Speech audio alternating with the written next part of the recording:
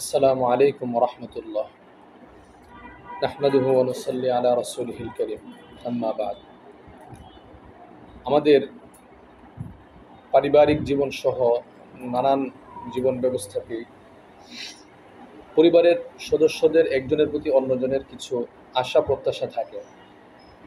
সেই প্রত্যাশা যেমন আর্থিক হতে পারে, সেটা অনুরূপভাবে আচরণগত হতে পারে, নানান দিক থেকে হতে পারে, সাপোর্ট হতে পারে।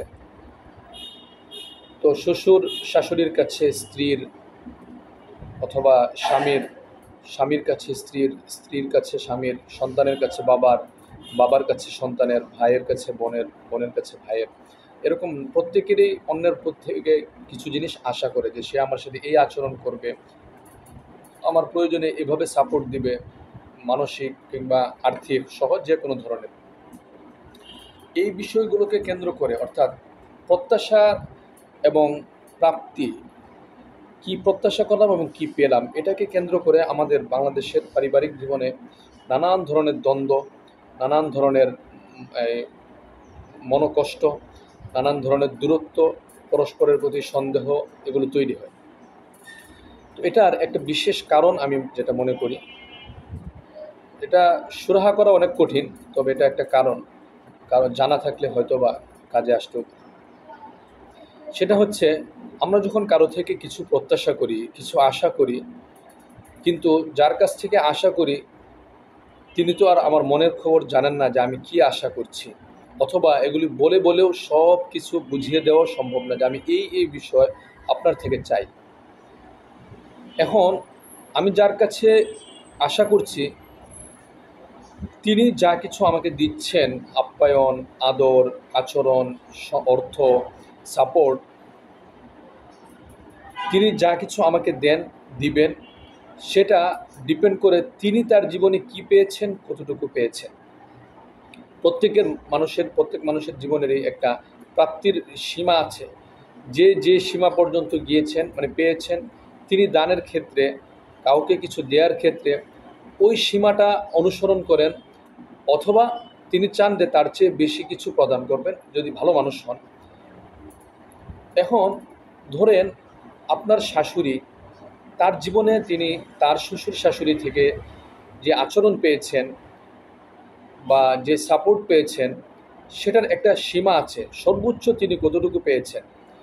হ্যাঁ, এটা বংশগত দিক থেকে এটার একটা সীমা আছে, আবার আর্থিক বিষয়েরও একটা সীমা আছে, নানান দিক থেকেই, এবং শিক্ষা দীক্ষার দিক থেকে ওটার একটা সীমা আছে। তার শ্বশুর শাশুড়ি কতটা শিক্ষিত, তারা ওই অনুযায়ী হয়তো একটা আচরণ বা একটা আপ্যায়ন, একটা সাপোর্ট তাকে দিয়েছেন। আর্থিক দিক থেকে তারা কতটা সামর্থ্যবান, সে অনুযায়ী আর্থিক সাপোর্ট আছে। সমাজে তাদের অবস্থান অনুযায়ী ওই সাপোর্টের মধ্যে এটারও একটা প্রভাব আছে। তো তিনি যখন আমাকে সাপোর্ট দিবেন, আমাকে আপ্যায়ন করবেন, আমাকে সমর্থন দিবেন কোনো বিষয়ে বা সহায়তা করবেন, ওই বিষয়গুলো কিন্তু তার চিন্তায় কাজ করে, এবং তিনি একটা লিমিটেশন তার মনের মধ্যে দাঁড় করান, এবং অনিচ্ছা সত্ত্বেই একটা সীমা দাঁড়ায় সবার মনের মধ্যে থাকে। এখন তিনি যখন ওই সীমাটুকু ছাড়িয়ে বেশি কিছু দিচ্ছেন আমাকে, তিনি মনে করছেন যে আমি তো অনেক কিছু দিচ্ছি। আপনাকে যখন তিনি সহযোগিতা করবেন, সাপোর্ট দিবেন, তখন তিনি মনে করবেন যে আমি তো আমার জীবনে আমি এই জায়গাগুলোতে পাই নাই, এই জিনিসগুলো আমি পাই নাই, আমি যখন তার চেয়ে বেশি কিছু দিচ্ছি, তখন তো তিনি মনে করবেন যে আমি অনেক কিছুই করছি, অনেক কিছু দিচ্ছি। যেমন এটা হতে পারে, একজন, এই যে আপনার শাশুড়ি, তিনি একদিন কারো পুত্রবধূ ছিলেন, তখন তারও শ্বশুর শাশুড়ি ছিল। তিনি তার জীবনে শ্বশুর শাশুড়ির কী কী সেবা করেছেন, সেবা করতে গিয়ে তার কখনো মনে হয়েছে যে আমি এত কিছু করছি। তিনি তার শ্বশুরের খেদমত করেছেন, শাশুড়ির খেদমত করেছেন, হ্যাঁ, অথবা তিনি তার অসুস্থ ননদেরও সেবা করেছেন। তিনি তার জীবনে শ্বশুর শাশুড়িকে দুর্বল অবস্থায় পেয়েছেন, তাদের সেবা যত্ন করেছেন। কিন্তু আপনার জীবনে যদি শুধুমাত্র এই জায়গাটুকুই তৈরি না হয় যে আপনার শ্বশুর শাশুড়িকে সরাসরি খেদমত করার প্রয়োজন হয় না, এতে কিন্তু তারা মনে করবেন যে আমরা তো আমাদের পুত্রবধূকে অনেক সাপোর্ট দিচ্ছি, তার জন্য কাজ হালকা করে দিচ্ছি। অথবা ধরেন তাদের সময়ে রান্না করার জন্য লাকড়ির প্রয়োজন হতো, আগুনের চুলায় রান্না করতে হতো, দূরের কল থেকে পানি আনতে হতো, সেখানে গিয়ে কাপড় ধুইতে হতো বা গরু লালন পালন করতে হতো। আপনার জীবনে যখন এই জিনিসগুলো নাই, তখন কিন্তু তারা মনে করছেন যে আপনার জন্য তারা জীবনটাকে অনেক সহজ করে দিচ্ছেন, এবং তাদের এই মনে করাটা সিম্পল এবং বৈধ। কিন্তু আমি যখন প্রত্যাশা করছি, আমার প্রত্যাশার জায়গায় কিন্তু এর চেয়ে অনেক বেশি কিছু, যার জন্য এই দ্বন্দ্বটা তৈরি হয়। এবং আমার প্রত্যাশা এবং তাদের প্রদান, তাদের সহায়তা, দুইটা জিনিস মিলছে না, বিধায় একটা দ্বন্দ্ব তৈরি হচ্ছে। আবার অন্যদিকে ধরেন আপনার শ্বশুর শাশুড়ি একটা ধার্মিক পরিবার থেকে বিবাহ করিয়েছে তার ছেলেকে। তারা আশা করছেন ছেলে, আমাদের পুত্রবধূ এমন এমন হবে, এমন ইবাদত গুজার হবে, তার সে এমন আল্লাহওয়ালা হবে। তারা যখন আপনার কাছ থেকে সেরকম প্রত্যাশা অনুযায়ী আমল পাচ্ছেন না, তাদের মনে সন্দেহ তৈরি হয় বা তারা হতাশ হন যে আমরা যা আশা করলাম তা পাইনি।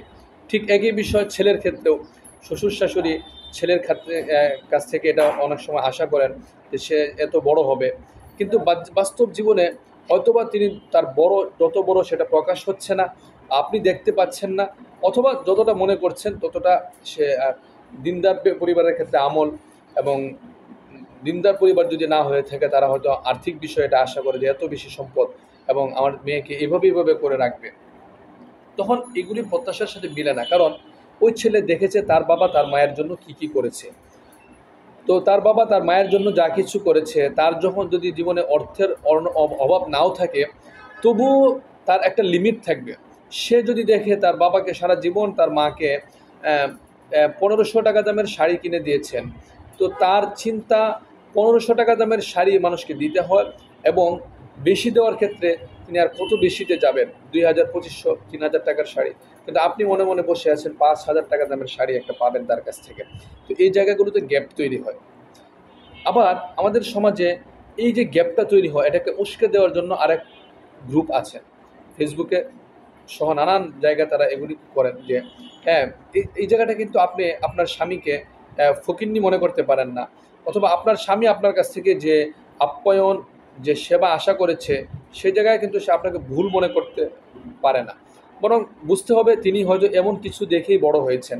স্বামী আশা করছেন যে আমার স্ত্রী আমার জন্য এই সেবা করবেন, আমার জন্য আমি ঘরে আসলে আমার জন্য এটা করবেন সেটা করবেন, অনেক কিছু আশা করে আছেন। কিন্তু ওই মেয়ে তার জীবনে হয়তো এত কিছু দেখেন নাই, তার মাকে এভাবে করতে দেখেন নাই, তাহলে সে কিভাবে বুঝবে যে এই কাজগুলো স্বামীর জন্য করতে হয়। তো এগুলো পরস্পরে বোঝাপড়া এবং একজন আরেকজনকে বলে শিখিয়ে আনলে আস্তে আস্তে একটা বোঝাপড়া তৈরি হবে, তখন পরিবার সুন্দর হবে। তা না করে যদি আমরা পরস্পর খোঁচা দিতে থাকি বা অন্যের সাথে তুলনা করি, স্বামী যদি মনে করে অমুকের স্ত্রী তো তার জন্য এই কাজগুলো করে, স্ত্রী যদি মনে করে যে অমুকের স্বামী তো তার স্ত্রীকে এগুলো কিনে দেয়, অমুক জায়গায় ঘুরতে নিয়ে যায়, শাশুড়ি যদি মনে করে যে অমুকের স্ত্রী বউ তো পুত্রবধূ এগুলো করে, পুত্রবধূ যদি মনে করে আমার অমুক বান্ধবীর শ্বশুর শাশুড়ি তার জন্য এগুলো করে, এতে করে দ্বন্দ্ব এবং সন্দেহ এবং হতাশা তৈরি হয়, যা পারিবারিক জীবনে সমস্যা দিন দিন বাড়িয়ে চলে, বিশৃঙ্খলা তৈরি করে, পরস্পরের অসন্তোষ তৈরি করে এবং শান্তি শৃঙ্খলা নষ্ট করে ফেলে। আমাদের খেয়াল রাখতে হবে, আমার স্বামীর কাছ থেকে আমি যা কিছু পাচ্ছি, আমি যখন আরেকজনের সাথে তুলনা করব, তখন এটা লক্ষ্য রাখার বিষয়, আমি আমার স্বামীর কাছ থেকে এমন অনেক কিছু পাচ্ছি যেটা সে পাচ্ছে না। আমি আমার স্ত্রী থেকে যে সেবাগুলো পাচ্ছি, হয়তো আমি আরেকজন যার স্ত্রীকে দিয়ে তুলনা করছি, সে হয়তো বাহ্যিকভাবে কিছু জিনিস পাচ্ছে, কিন্তু অন্য অনেক দিক থেকে আমার ওই বন্ধু পাচ্ছে না, অনেক সেবা পাচ্ছে না। আমি আমার শ্বশুর শাশুড়ির থেকে যে জিনিসগুলো পাচ্ছি, আমাকে খেয়াল রাখতে হবে, আমি আরেকজন শ্বশুর শাশুড়ি দিয়ে যখন তুলনা করব, তখন তারা হয়তো এই জিনিসগুলো পাচ্ছে যেগুলো আমি পাচ্ছি না, পাচ্ছে, কিন্তু আমি যা পাচ্ছি সেগুলো হয়তো তারা পাচ্ছে না। এমন, এবং হয়তো কি, অবশ্যই এটা বাস্তব, প্রত্যেক জায়গা থেকে প্রত্যেক মানুষের প্রদানের সহায়তার সাপোর্টের জায়গাগুলো ভিন্ন ভিন্ন হয়ে থাকে, যার জন্য শতভাগ কখনোই হয়ে উঠবে না। এগুলো নির্ভর করে পরিবেশ, পরিবার, সমাজ সব কিছুর কে কেন্দ্র করে। এজন্য প্রত্যেকের সাপোর্ট, প্রত্যেকের সহায়তা, প্রত্যেকের দান প্রদান সেবা, এগুলো কিছুটা ভিন্ন ভিন্ন হয়ে থাকে।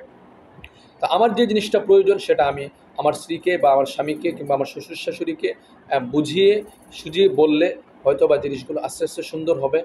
অন্যকে দিয়ে তুলনা করে বা খুঁচাখুচি করে কখনোই এগুলির সমাধান আসবে না। আল্লাহ আমাদের সবাইকে বুঝার তৌফিক দান করুন। আসসালামু আলাইকুম ওয়া রাহমাতুল্লাহ।